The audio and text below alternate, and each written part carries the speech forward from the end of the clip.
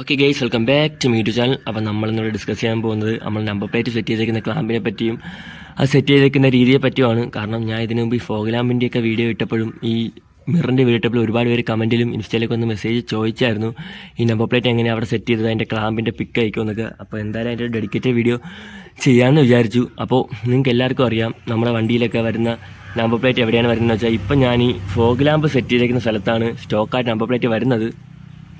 പക്ഷേ ഈ fog lamp എനിക്ക് അവിടെ സെറ്റ് ചെയ്താൽ കുറച്ച് ഒതുങ്ങിയിരിക്കുകയും ചെയ്യും, കറക്റ്റ് ഫോക്കസ് കിട്ടും. അതുകൊണ്ട് ഞാൻ അവിടെ നിന്ന് നമ്പർ പ്ലേറ്റ് മാറ്റിയതാണ്. അപ്പോൾ ഞാൻ ആദ്യം മാറ്റി സെറ്റ് ചെയ്തത് ഒരിക്കലും വൈസറിലല്ല, ഈ NS ചെയ്യുന്ന പോലെ സ്റ്റമ്പിൽ ടാഗ് അടിച്ചാണ് വെച്ചത്. അപ്പോൾ ഞാൻ കറക്റ്റായിട്ട് വൈബ്രേഷൻ ഒന്നും ഇല്ല ചെയ്യുകയും ചെയ്തായിരുന്നു. പക്ഷേ NS നിന്നൊക്കെ മാറി AS വരുമ്പോഴത്തേക്ക് ഇവിടെ ഈ കിറ്റുണ്ട്. അപ്പോൾ ഞാൻ ഇവിടെയായിട്ട് സെറ്റ് ചെയ്ത നമ്പർ പ്ലേറ്റ് ഈ സസ്പെൻഷൻ ട്രാവൽ ചെയ്യുമ്പോഴത്തേക്ക് വന്ന് കിറ്റിലിടിച്ച് ടക്ക് ടക്ക് സൗണ്ട് കേൾക്കുമായിരുന്നു. അതുകൊണ്ട് ഞാൻ പിന്നെ മാറ്റിയാണ് ഇത് ഞാൻ ഡയറക്റ്റ് വൈസറിലോട്ട് സെറ്റ് ചെയ്തത്. അപ്പോൾ വൈസറിലോട്ട് സെറ്റ് ചെയ്ത് അത് വലിയ പാടുള്ള കാര്യമൊന്നുമല്ല. എന്ന് വെച്ചാൽ ഞാൻ യൂസ് ചെയ്തേക്കുന്ന ക്ലാമ്പ് കാണിച്ചു തരാം. ഇത് നോർമൽ സൈക്കിൾ ക്ലാമ്പ് അങ്ങനത്തെ ക്ലാമ്പാണ് 2 അപ്പോൾ ഇതിന് 2 വളരെ വില കുറവാണ്, ഇത് ലൈറ്റുമാണ്.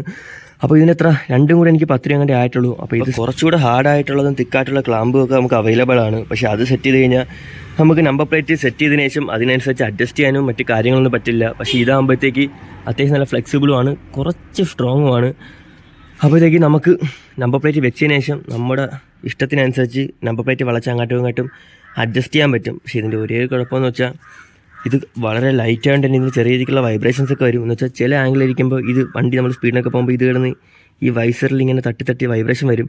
അതൊന്ന് അഡ്ജസ്റ്റ് ചെയ്ത് വയ്ക്കുമ്പോൾ മാറേണ്ട വൈബ്രേഷനേ ഉള്ളൂ, എന്നാലും വലിയ രീതിക്കുള്ള വൈബ്രേഷനൊന്നും ഇല്ല. പിന്നെ ഇതിലിട്ടേക്കുന്ന സ്ക്രൂസ് എന്ന് പറഞ്ഞത് നമ്മുടെ സ്റ്റോക്ക് നമ്പർ പ്ലേറ്റ് വരുന്ന സ്ക്രൂസ് തന്നെ ഊരിയാണ് ഇതിലിട്ടേക്കുന്നത്. പിന്നെ ഈ ബോൾട്ട് അതിൻ്റെ അകത്ത് വരുന്നത് തന്നെയാണെന്ന് തോന്നുന്നു, അത് എവിടെ കിടന്നേണമെന്ന് അറിയില്ല, കറക്റ്റ് ഓർമ്മയില്ല. ഇതിപ്പോൾ ഞാൻ ചെയ്തിട്ട് കുറേ നാളായി. വീഡിയോ എല്ലാവർക്കും ഇഷ്ടപ്പെട്ടെന്ന് കരുതുന്നു. അപ്പോൾ ഇതിനെപ്പറ്റി എന്തെങ്കിലും ഡൗട്ടൊക്കെ ഉണ്ടെങ്കിൽ നിങ്ങൾക്ക് എന്നെ കമൻസിലൂടെയും എൻ്റെ ഇൻസ്റ്റൈഡിയിലൂടെയൊക്കെ എന്നെ കോൺടാക്ട് ചെയ്യുന്നതാണ്. അപ്പോൾ എൻ്റെ ഇൻസ്റ്റൈഡിയും കാര്യങ്ങളൊക്കെ ഞാൻ ചാനലിൻ്റെ ബയോയിൽ കൊടുത്തിട്ടുണ്ട്. അപ്പോൾ ഇതേപോലത്തെ കൂടുതൽ മോട്ടോർ സൈക്കിൾ റിലേറ്റഡ് കണ്ടൻസിനായി ചാനലൊന്ന് സബ്സ്ക്രൈബ് ചെയ്തേക്കുക.